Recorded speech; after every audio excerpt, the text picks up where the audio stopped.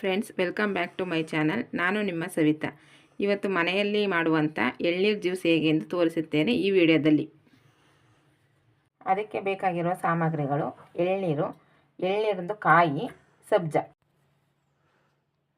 ಮೊದಲು ಒಂದು ಮಿಕ್ಸಿ ಜಾರಿಗೆ ಕಾಯಿ ಹಾಕೊಳ್ಳೋದು.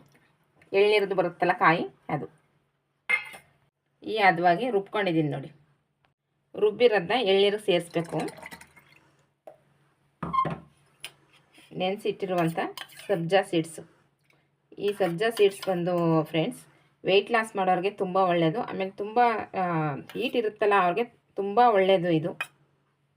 ಈ ಎಳ್ನೀರು ಜ್ಯೂಸ್ ಬಂದು ಫ್ರೆಂಡ್ಸ್ ಬೆಳಗ್ಗೆ ಖಾಲಿ ಹೊಟ್ಟೆಲಿ ಕುಡಿಯೋದ್ರಿಂದ ಗ್ಯಾಸ್ಟ್ರಿಕ್ ಸಮಸ್ಯೆ ಇರೋರಿಗೂ ತುಂಬ ಒಳ್ಳೆಯದು ಫ್ರೆಂಡ್ಸ್. ಇದು ತುಂಬ ಕಡಿಮೆ ಆಗಿಬಿಡುತ್ತೆ ಇರೋ ಗ್ಯಾಸ್ಟ್ರಿಕ್.